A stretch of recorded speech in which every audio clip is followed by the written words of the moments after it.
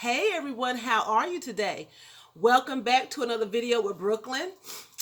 I just want to come on here and tell you all how I've been doing on my layoff. We were laid off last week on the 18th, so today is my third official day of being laid off from my job of 22 years. And I'm expecting visitors today. That's why I'm a little bit snazzy. I'm expecting some company. We're gonna have a little bit of company in a couple of minutes. But yeah, so I've been laid off officially March 18th. So today is my third day of being on lockdown. Officially, business days, business weekdays from my job of 22 years. And the first day, I was ranting on here. I was ranting. I was, going through different emotions, and it's like a breakup. You go through so many different emotions: anger, denial, grief, guilt, different emotions. So the first day, that I was home officially, I didn't even put on no makeup. I didn't do anything. And I went out and I did errands. That's not normally what I do. Normally, Brooklyn gets up and Brooklyn puts on her makeup and her face and everything before she goes into the public. That's just me. That's just what I like to do. But on my very first day, I just was feeling angry and I was feeling down and my second official day, which was Friday of last week, I didn't even make a video because I was so busy, but you all didn't miss anything because I don't even know what I felt. I just felt, I'm going to say numb. I felt numb and I didn't really know how to feel. So that was another totally different emotion. Okay. Today is my third official work day layoff. Okay. Monday, the 23rd of March, 2020. And I'm feeling just like in denial, I'm feeling like this can't be happening. They're talking about shutting people down across the globe, like everyone, no one leaves the house. You know what I'm saying? And they're saying here in Winston-Salem, we have from what I'm hearing. So somebody called me this morning and told me we had 400 or 500 new cases of the coronavirus here in Winston-Salem. I don't know. I haven't heard that. But that's what I'm hearing. Then I get another phone call and the checks that Trump promised, now they're saying that we may not be getting that help. The American people may not be getting that help. So, they always open up their mouths. I always say Trump has a big mouth. They always open their mouths too soon. It's good to stay silent and don't say anything. Move in silence. Don't start just running your mouth, And, China has some new cases now. And I was saying yesterday in my video, I did a haul yesterday from the Dollar General and the Dollar Tree. And I was telling people, I was telling you all, do not let anybody fool you into believing that the virus only attacks certain age brackets. That's not true. That's like saying everyone won't get a cold unless you're 80 years old and above. That's not true. Because the coronavirus does not know age. It does not know race, nationality, or creed. It has no idea who you are. If you are vulnerable to getting the disease, you're going to get the disease. It doesn't matter. So I was doing some little research online, and they're saying that a 12-year-old in Georgia was hospitalized on a ventilator from the coronavirus, fighting for her life. Okay? A 10-month-old in China died, and a 14-year-old in China died. Okay? Children of all ages are being affected. Okay? A newborn, she was infected. 30 hours later, she died after birth. Her mother had the coronavirus while she was pregnant, gave birth, and the baby died 30 hours after birth. So you can't sit here and let the government fool you. Use your common sense. Use your common sense. If you know somebody have the measles or the mumps, you're not going to let your children go outside and go spend the night at their house and hang with them. It's the same thing with the coronavirus. It does not know who you are. It's going to attack you. It doesn't matter. Children's lungs are still developing.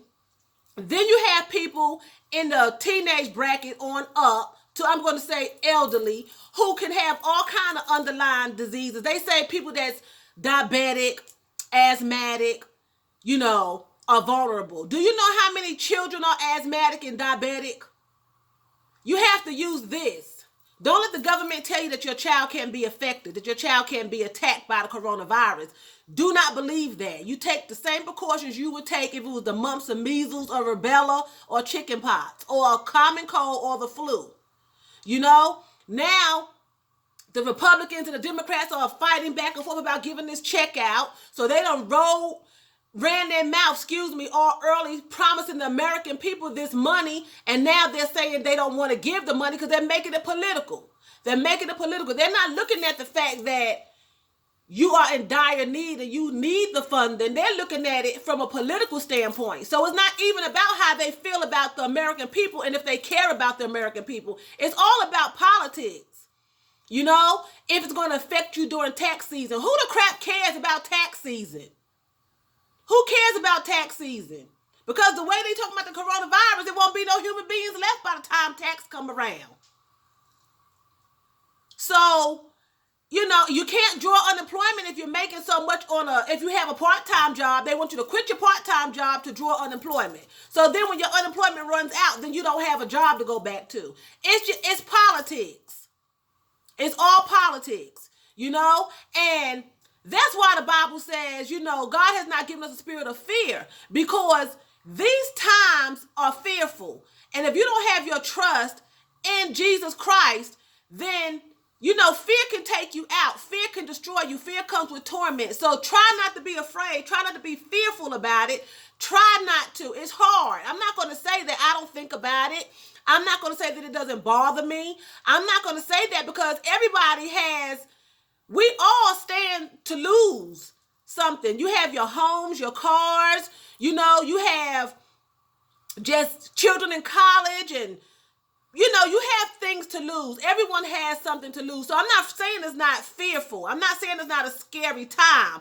What I'm saying is try to encourage yourself. Try to be encouraged that it's going to get better, that things are going to improve. It's going to get better, and we're going to look back and it's going to be just a different time. I didn't think that in my time that we'll be facing a worldwide epidemic. It's worldwide. It's not just here. And I don't know. I'm sure, you know, other parts of the world have been destroyed by calamities. But the only other time that I could remember, and I wasn't there and neither were you, was when the world was destroyed was back in Noah's days. When God destroyed the whole world with water. That's the only other time I can recall of the world being destroyed. The world. He saved 8 people, you know, Noah and his family. I don't know of any other time that I've been living. I'm 53. That the whole world has been affected by a pestilence and a disease. I don't know of any. Do you?